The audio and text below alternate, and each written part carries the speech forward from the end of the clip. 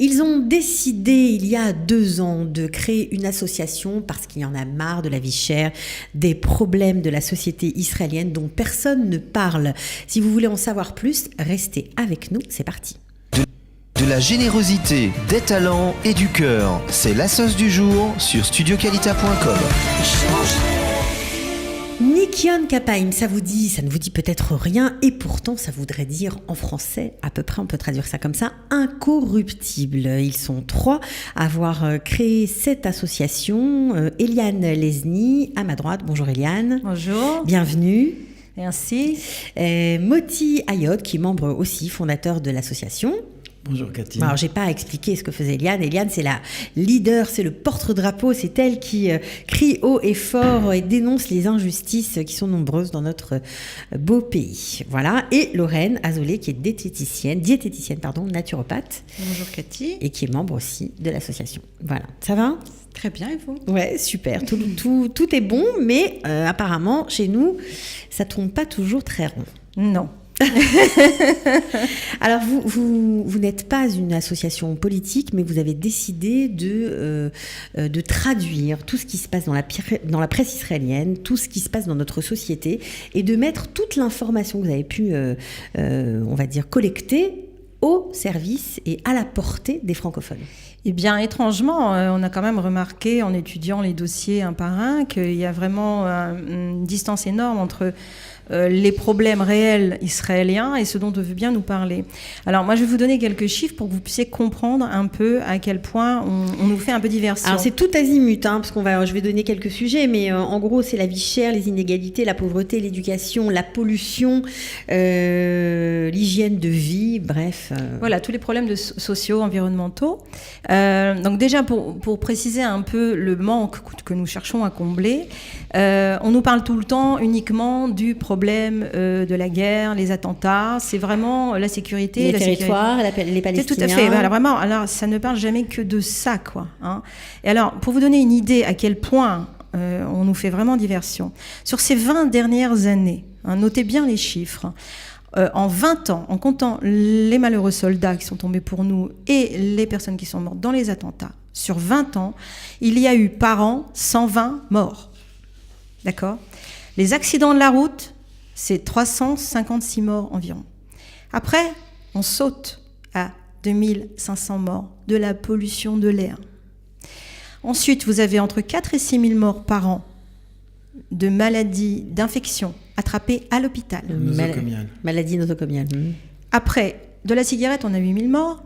Et de la malbouffe et du manque d'exercice, on a 10 000 morts. Qui en parle ? On a 120 morts, d'accord ?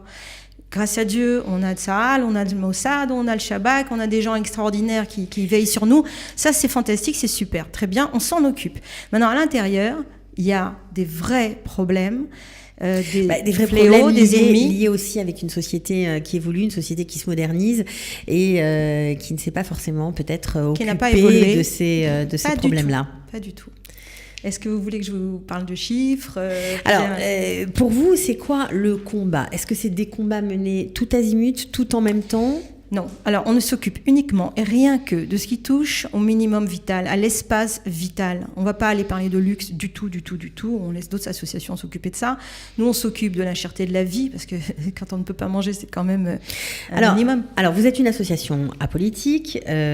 Chacun est libre d'adhérer au parti qu'il souhaite. Tout à fait. Vous, votre but, c'est quoi ? C'est social, il n'y a pas de couleur. On a tous besoin, que peu importe la paix ou pas avec les Palestiniens, on va tous avoir besoin de manger, on va avoir besoin d'aller pouvoir aller à l'hôpital et qu'on s'occupe de nous comme si on était des êtres humains, etc. Alors, mais le but, c'est quoi ? C'est de peser dans le processus décisionnel. Là, il va y avoir une nouvelle Knesset qui va être élue. Est-ce que vous voulez que vos remarques très bien. soient prises en compte ? Alors, en ayant fait un peu un inventaire, on a un peu compris une chose, c'est qu'à la Knesset, si on n'a pas de siège, comme les handicapés, toutes les personnes défavorisées n'ont pas de siège à la Knesset, donc on ne les voit pas. Ils n'existent pas, ils n'ont aucune monnaie d'échange. Donc on ne peut rien faire. Donc avec ce système, moi personnellement, j'étais un peu désespérée et j'ai vraiment réfléchi comment pouvoir influer. Donc on s'est dit qu'on allait travailler de 2 façons. Premièrement, on va travailler comme un lobby. C'est-à-dire qu'on va rencontrer des politiques et on va leur donner nos chiffres. Parce qu'il faut savoir qu'en Israël, il y a 215 lobbies et ils sont tous payés, financés par les manias. D'accord ? Donc tous les Donc personne n'est indépendant en fait, c'est ça ? Ils sont les 120 députés ont 215 lobbies qui travaillent pour les manias, qui leur donnent des chiffres qui sont les leurs, à leurs intérêts. Donc là, vous dites que vous êtes on va indépendant. on va travailler comme un lobby en apportant nos chiffres à nous, nos études à nous et nos solutions à nous. Bon, le fait d'être français, déjà, on peut quand même dire qu'on vient d'une vieille démocratie qui a déjà apporté des solutions à tous ces problèmes. Tous les problèmes qu'on a ici, il y en a partout dans le monde. Sauf que là-bas, ils ne s'occupent pas de la guerre, donc ils ont un peu plus de temps pour s'occuper du peuple. Donc, on a aussi, nous, par exemple, vous prenez en hiver en Israël, on peut vous mettre une famille à la rue, hein. Couper l'électricité. Chose qui n'existe pas en France. Voilà, c'est une des premières lois qu'on pourra, maintenant qu'on aura enfin un nouveau gouvernement, quel qu'il soit, nous serons là pour défendre le peuple, apporter des solutions comme cette loi-là, qu'il y en a plein d'autres aussi qui n'existent pas. Alors, en Israël. Prenons un thème qui est important pour tous, la cherté de la vie. Qu'est-ce que vous comptez faire et qu'est-ce que vous dénoncez ? Écoutez, c'est très simple. Au niveau des chiffres, en 2007, la vie en Israël coûtait 2% de moins que dans la moyenne de l'OCDE. 2017, plus 20%. Ça veut dire qu'on a eu un développement extraordinaire de monopoles continu. On croule sous les monopoles et les cartels. Sur 48 pays, on est le numéro 141 de la concentration, du manque de concurrence. D'accord, donc c'est très simple. Mais ça, c'est inhérent à la constitution du pays. On sait très bien que le pays d'Israël, il y a à peu près 10 familles qui tiennent tout à fait, bien sûr. Ça a toujours été comme ça. Oui, mais si on ouvre à la concurrence, si on arrête de mettre des taxes absolument impossibles à la douane, on pourra enfin résoudre nos problèmes. S'il y avait de la concurrence, ils seraient pas. Reprenez Osem, ils vendent plus cher en Israël qu'à l'étranger. Alors, Moti Ayot. Je voudrais dire 2 mots là-dessus. Il y a un principe économique qui dit que pour arriver à développer une concurrence de façon parfaite, il faut que le pays soit composé entre 6 et on va dire 9 millions d'habitants. On y est. On est en plein dedans. Et si on prend l'exemple des pays les plus libéraux et là où les gens sont le plus heureux, c'est des pays comme la Suisse, le Danemark, la Hollande, la Norvège. C'est des pays qui sont dans on va dire que on a à peu près le même nombre de populations. Dire que Israël est un pays jeune et un pays où on est obligé d'avoir un système de monopole pour pouvoir protéger le pays de la concurrence extérieure, ça ne tient pas, mais je veux dire, on a des preuves aujourd'hui que ça ne tient pas. Par exemple les preuves, c'est que en fait, tous les pays qui sont, que je viens de citer, qui ont le même genre de développement que nous, ont le même type de système capitaliste et ils ont une libre concurrence et aujourd'hui on arrive à des résultats extraordinaires dans ces pays-là. En Israël, on est plutôt en train de reculer. Le souci, je vais vous dire, c'est pourquoi Nikion Kapaim existe, c'est très simple. Les politiques, il faut savoir que les politiques ne font que ce que le peuple veut. Un politique, son objectif, c'est de se faire réélire, c'est tout. Il n'a pas d'autres objectifs. Donc en gros, vous voulez nous réveiller. Alors, oui, mais je vous explique jusqu'au bout. L'objectif d'un politique, c'est de se faire réélire. Maintenant, si mon souci à moi, c'est la sécurité, il ne va s'occuper que de la sécurité. Sachez qu'à chaque fois qu'un politique veut prendre une décision, il fait toujours un sondage avant. Il ne prend jamais une position qui va aller à l'encontre de ses habitants.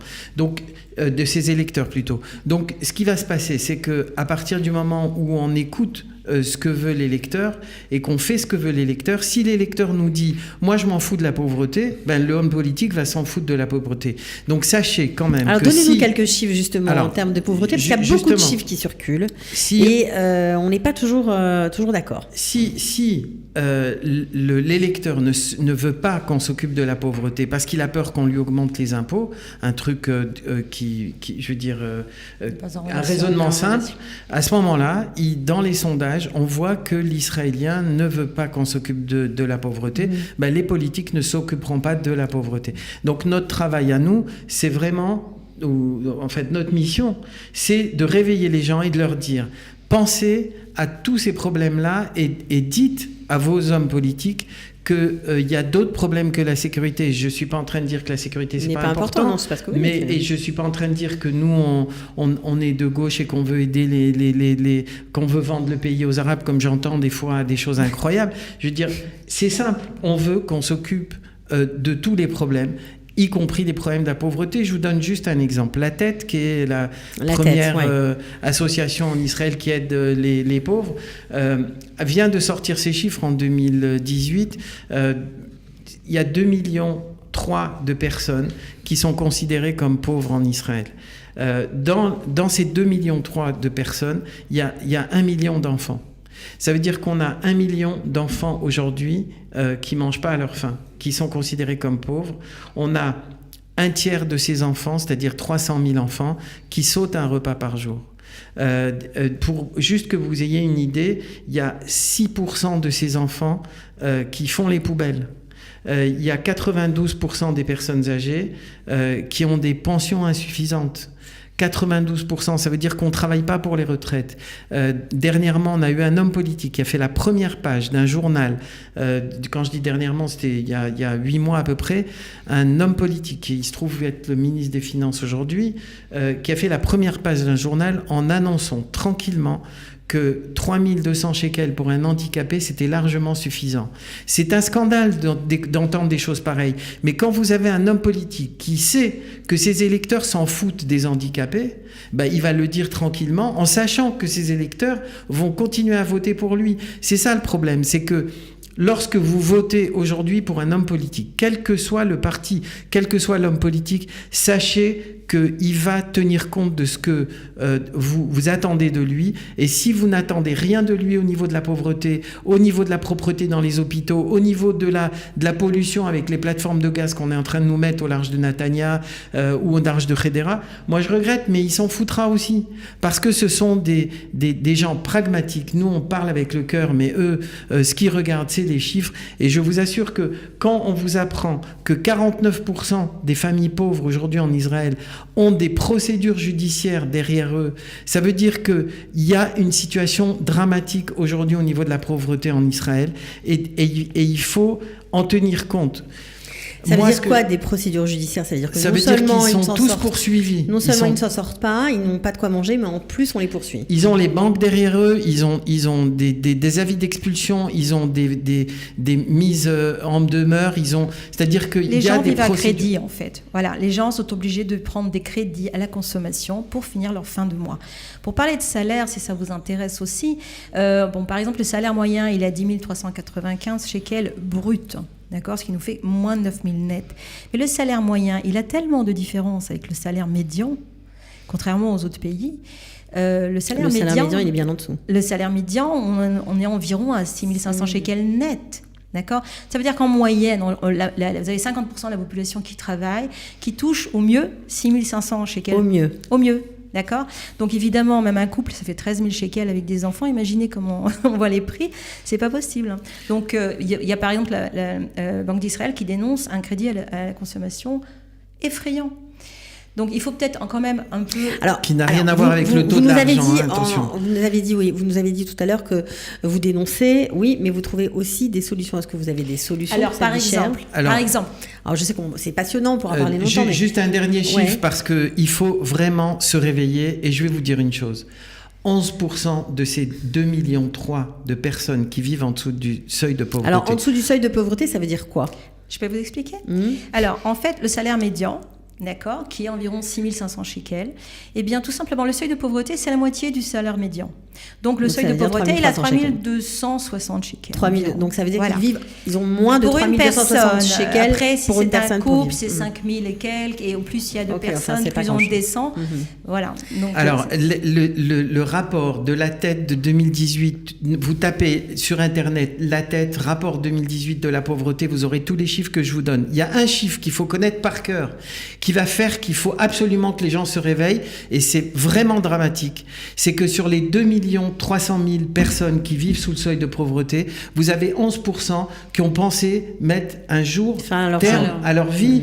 C'est quelque chose qui doit vraiment, ça me fait une smarmorette, Bémet. Je suis vraiment, moi, à chaque fois que j'entends ce chiffre, je suis bouleversé. C'est la raison pour laquelle on doit se réveiller le matin. Arrêtons de mettre ces gens-là de côté. Et je vais vous dire une chose. Le problème de la pauvreté en Israël, c'est notre problème à tous. Et ça suffit de dire qu'il y a des gens pauvres en Israël parce qu'ils le veulent bien.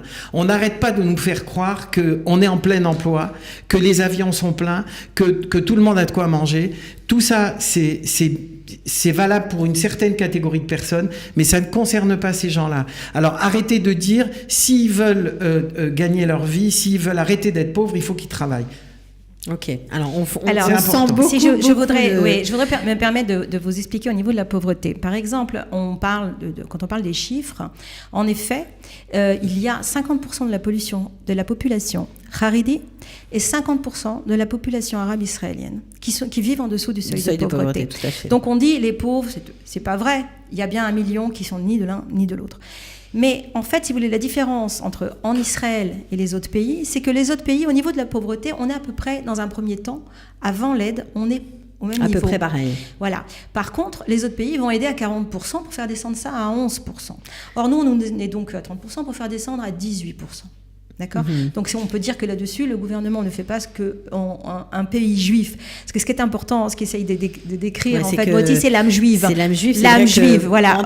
Boker Tov, l'âme juive. On me parle de 1 million d'enfants qui ont faim dans un pays juif. Maintenant, la théorie qui dit que, en fait, que ce sont que les Arabes et les Haridim, eh bien, en fait, d'après justement le PDG de la Tête, si vous enlevez ces populations de ce calcul, étant donné que les populations qui travaillent chez eux ont aussi un très faible salaire, eh bien le salaire médian remonte. Le salaire médian remonte, le seuil de pauvreté aussi. Et à ce moment, c'est une nouvelle population qui devrait déjà être incorporée, parce qu'avec plus de 3000 shekels, je ne sais pas ce qu'on peut faire. On est aussi pauvre, hein, d'accord ? Et alors, on comprend que c'est un problème. Mais on a compris.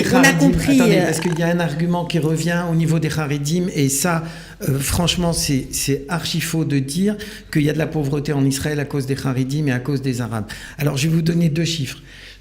58% des Haridim en 2005 ne travaillaient pas. Aujourd'hui, ils sont 45%. Mais travailler ne veut pas dire qu'on n'est pas pauvre. Oui, non, mais en Israël, il se trouve que travailler, ça veut dire aussi qu'on peut être pauvre. Exactement. Et d'après l'économiste Yaron Zelecha, en fait, s'il travaillait, il n'y aurait pas plus de travail, il y aurait plus de chômeurs.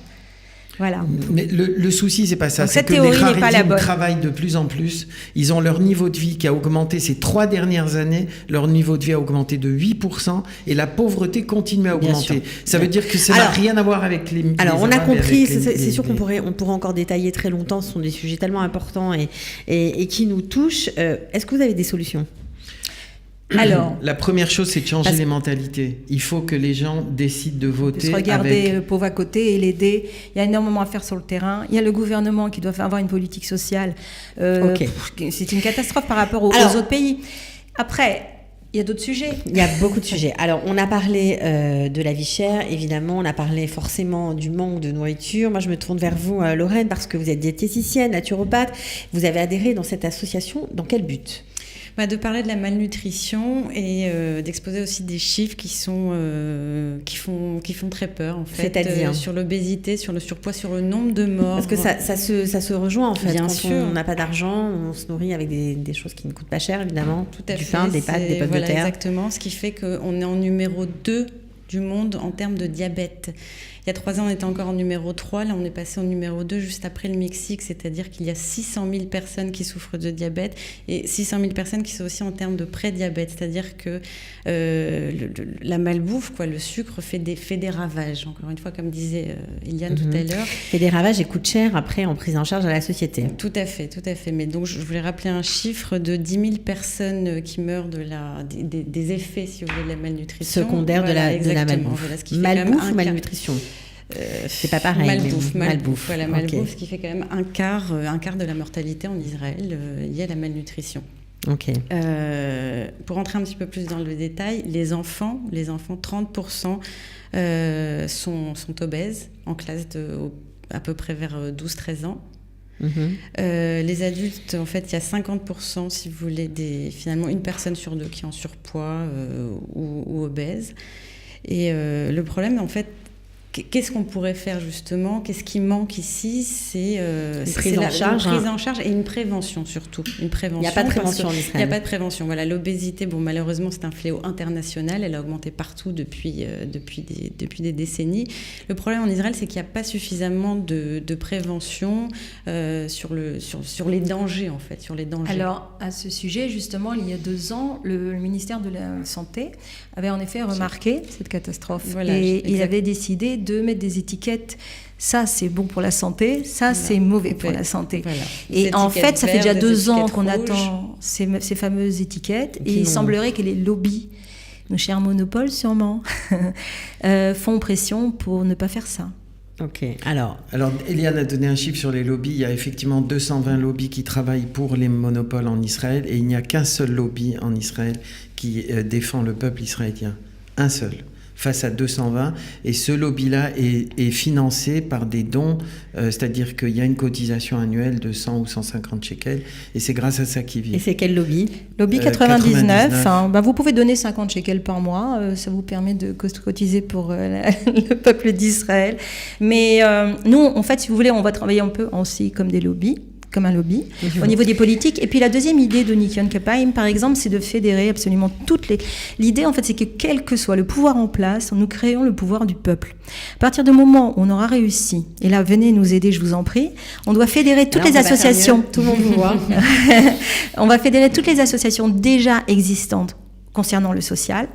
Et par exemple, un jour, on va décider, si le ketchup, il descend pas à 8 shekels, on l'achète plus. Vous voulez faire si on réussit la révolution du ketchup, mais bien plus structuré, plus structuré. Et vraiment, avec des gens qui vont vraiment réfléchir à une vraie stratégie, comment réussir à faire mal. À faire baisser les prix. Sans violence, bien sûr. Alors, c'est vraiment passionnant, mais lorsque vous avez commencé à prendre la parole en début d'émission, vous avez donné un chiffre, en tout cas, vous avez parlé de pollution, et j'aimerais bien qu'on en sache un peu plus, parce que c'est un sujet dont on parle peu. Très bien. Il faudrait qu'on finisse avec ça. Là, vous regardez votre application qui vous parle de pollution, vous allez voir un PM 2,5. L'OMS demande à ce que ça ne dépasse pas les 10. En Israël, c'est 21 en moyenne. Pollution de l'air, ce sont les particules qui vous tombent sur les poumons et qui peuvent créer des gros problèmes, y compris le cancer du poumon.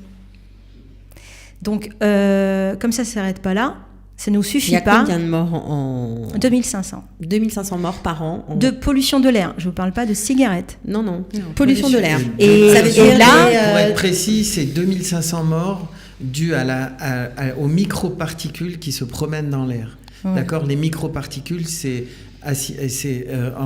pris par les poumons et ça ne ressort plus. Alors, la moitié est causée par l'essence des voitures, les embouteillages. La santé est conscient de ça. Est-ce que Alors non seulement ils sont pas conscients de ça et je vois pas trop ce qu'ils font parce que au niveau des transports en commun on voit pas vraiment, on est archaïque aussi. Mais en plus comme si ça suffit pas, là que maintenant on nous sort le gaz. Alors l'exploitation du gaz, pour savoir, pour la faire très très courte, il existe une méthode non polluante qui se fait au-dessus du gisement et c'est ce qui se fait partout dans le monde aujourd'hui. Plus cher. Pas du tout. Non, ça coûte 3 fois moins cher. 3 fois moins cher. Figurez-vous que Léviathan, par exemple, ça devait coûter 1,6 milliard en utilisant la méthode flottante au-dessus du puits.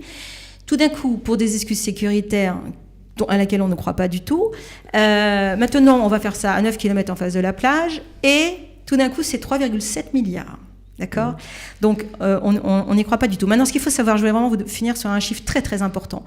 Léviathan, c'est dans le nord, c'est 3 fois Tamar, d'accord ? Maintenant, Tamar, qui est déjà en marche depuis plusieurs années. Tamar, la pollution en face d'Ashkelon, d'accord ? Qui est à 23 km d'Ashkelon.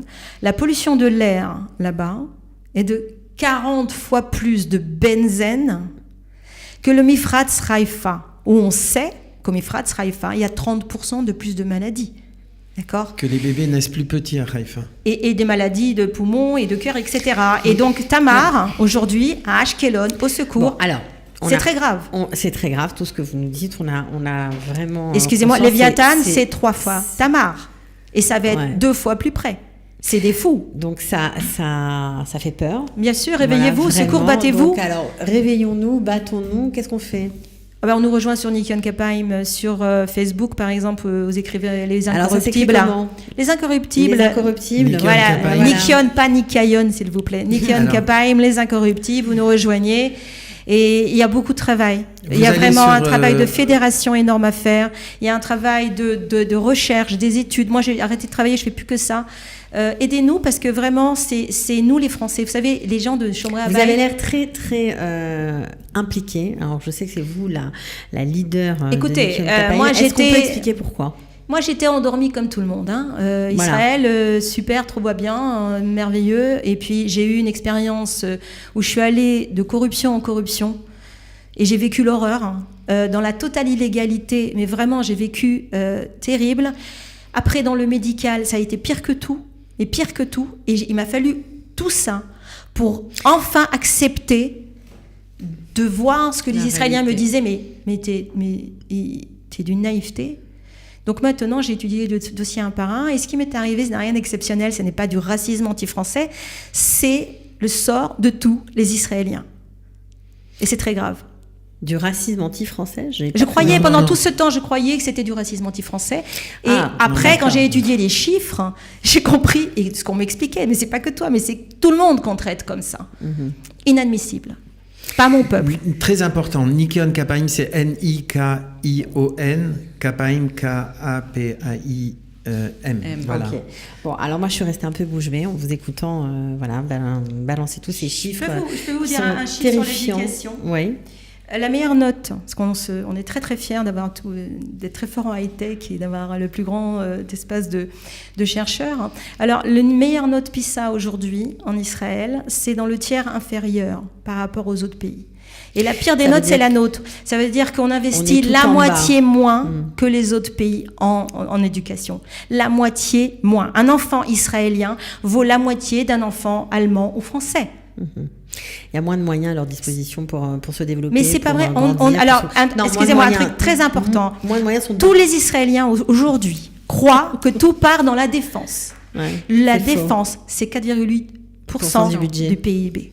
Du PIB, pas du budget. PIB. C'est 13% du budget. Et en 1974, 4,8% du PIB. Ça veut dire qu'on en fait ce qu'on veut. Il n'y a pas d'excuse. En 1974, c'était 35% du PIB.